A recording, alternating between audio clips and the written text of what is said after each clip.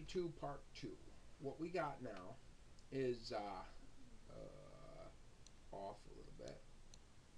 That's right, now it's recording.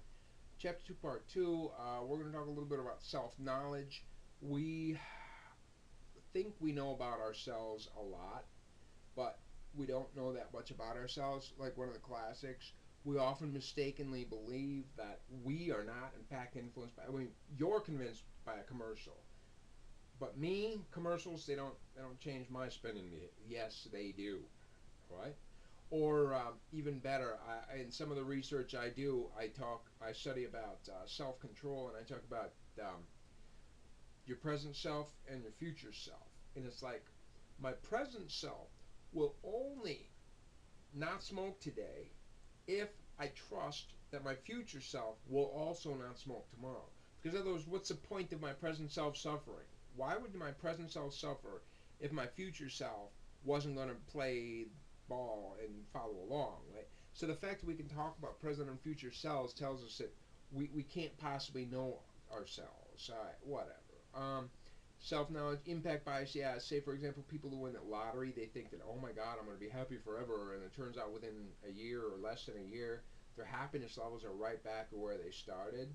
Or even somebody like Christopher Reeves, he falls off his horse, he's paralyzed, they interview him, he says, oh my God, I'm done, my life is over. A year later, they interview him, he goes, I'm so happy now, I appreciate things I never appreciated before. If anything, my life is better than before my accident.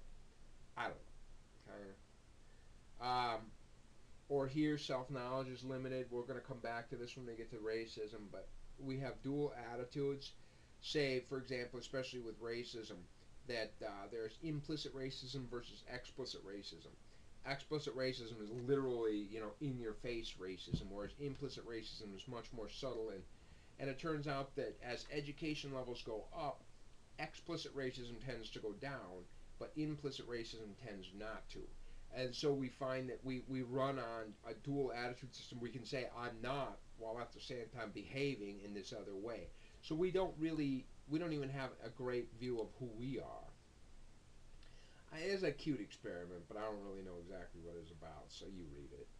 I mean, I know what it's about. I don't remember why I care. No, boring. Self-esteem, how you feel about yourself. You know what, you're going to talk about self-esteem, you just take that to your counseling class. I don't know, it's all touchy-feely and stuff.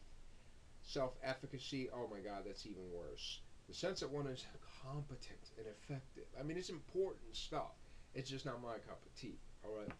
But self-efficacy is related to, say, Erik Erikson's second stage of social development? I don't know which one it is.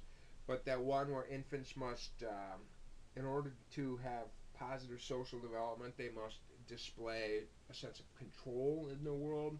This is incredibly important. In fact, here, this is a classic study. Here, yeah, you read this. In a classic study, they took some dogs, and some of them they harnessed into a cage, and then at random intervals, an overhead light would come on, and that light would be on for about 20 seconds, and then they get an electrical shock, just like that. And so after getting this situation for a while, as soon as the lights would come on, the dog's tail would just droop, and there's and all right, so now take a second group of dogs. And what they did was they put them in the same situation, except that during that 20 seconds when the light was on, they had the opportunity to step over a little wall. And if they simply stepped over this little wall, they would not get shocked at any point during that 20 seconds. And so these dogs, they would turn on the light. At first, they got a couple of bzzz, all right, no problem. But after a while, the light would come on. The dogs just looked like they were ignoring the light. They didn't even look like they paid attention. And maybe 15 seconds later, they would just nonchalantly, just casually step over the wall, and they'd never get shocked. Now, go back to that first group that got the uncontrolled shocks. Now, give them the opportunity to step over that wall and to avoid the shocks. They'll never figure it out. They never learn, okay? That light comes on, they just lay down, and they go, shock. All right, just do your best. And so what happens is that these dogs learn something called learned helplessness, just a general sense that I'm not in charge, that the world just shits on me and I can't control it. There's nothing I can do to control my environment. So this is what we call learned helplessness, which is going back to this idea of locus of control and self-efficacy. It's all related to each other. Blah blah. Generally, self-determination leads to satisfaction in life. In fact, in a very classic study, they took patients in a nursing home, and in one group that was standard care, where the nursing home staff chose dinner and put TV on and things like this. And in the second one, they had the nursing home patients make choices about, let's say, for example, they would have a vote about what to watch on television, and there would be votes for, what to have for dinner and when dinner would be and stuff. And after living in these places for a year, the people that were in the self-choice or whatever, the self-choice home, were much healthier, much happier. I mean, healthier by any definition of the word, including dead. I mean, they were less likely to be dead. So generally, it makes us happy. But here in America, we've taken it too far. Okay, so let's say my cable has 300 and some odd channels.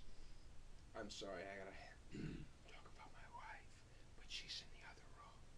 So what happens is, rather than stopping at one show and just watching it, just keeps on flipping. What are you doing? Maybe there's something better. Maybe there's just stop, just watch, just enjoy. I miss the day when we just had 3 channels. Okay, you just keep on flipping. Our Baskin Robbins 31 flavors. I swear. She goes to Baskin Robbins. She's got to put 1 scoop of every flavor in the bucket, and it just turns into a goopy mess. It's just one goopy mess. Just stop and smell the roses and enjoy them. Don't worry about whether you missed the carnations. The self-serving bias. Yeah, we all think we're great. I know I am. Every parent thinks their kids are the most wonderful, smartest, and I know mine are. I'm just saying, okay? So blah, blah, blah. No. I want to get self-presentation. Yeah, this is interesting. Self-presentation is the self that we consciously present to the world. That is to say, you may have a low self-esteem, but you may present yourself. This, in fact, is what many people argue is the bully syndrome. They have low self-esteem, but they present themselves as having high self-esteem. That is a real common thing in America. But this could also be something like false modesty. Oh, I'm not that good. All right. Oh, thank you but I'm not that good, even though I believe I am the best. All right. I wanted to talk a little bit about self-control before my timing runs out. Self-control is really what I study, so it's my research topic. So let me give you a couple of little things. When we make decisions, in fact, I'm going to talk about self-control. I know self-control. We just said this chapter is all about thinking, and I'm going to talk about self-control as a behavior. Oops, naughty me. But anyway, people make decisions all the time, and we make choices between things that are easy and hard, or things that are fun and not fun, or something like that. And every choice we make has consequences in the future, and some consequences are immediate, and some don't happen for a while. Okay, so pick a behavior. Speeding on the highway. What are the consequences immediately? Immediately, I get there faster, and I feel cool, and my engine revs, and whatever. But what are the potential long-term consequences or delayed consequences of this behavior?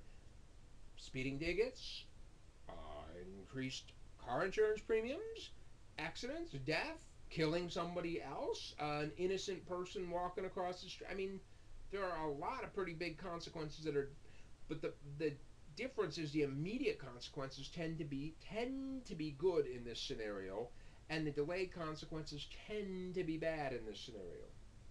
Whereas pick a different behavior, something that is perhaps like skipping dessert.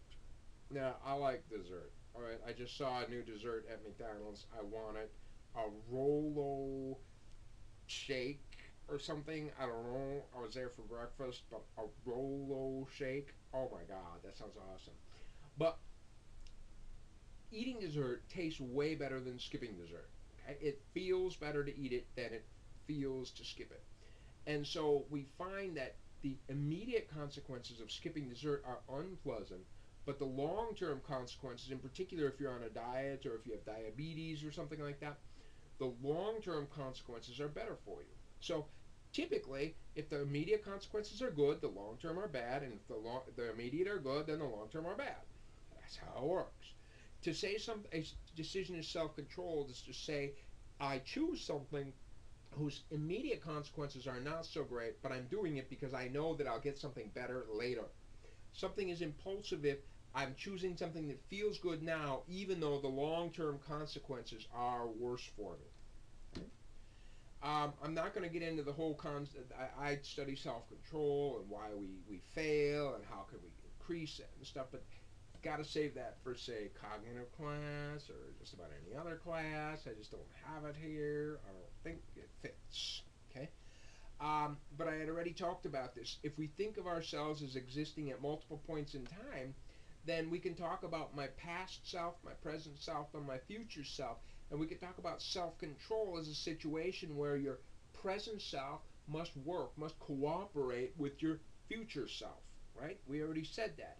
If my present self doesn't trust that my future self will not smoke, then why the hell would my present self suffer through not smoking? It doesn't make sense, okay? So we talk about this self-control as a conflict between yourself today and yourself tomorrow. Self-control is huge. How important is self-control? The ability to make this choice?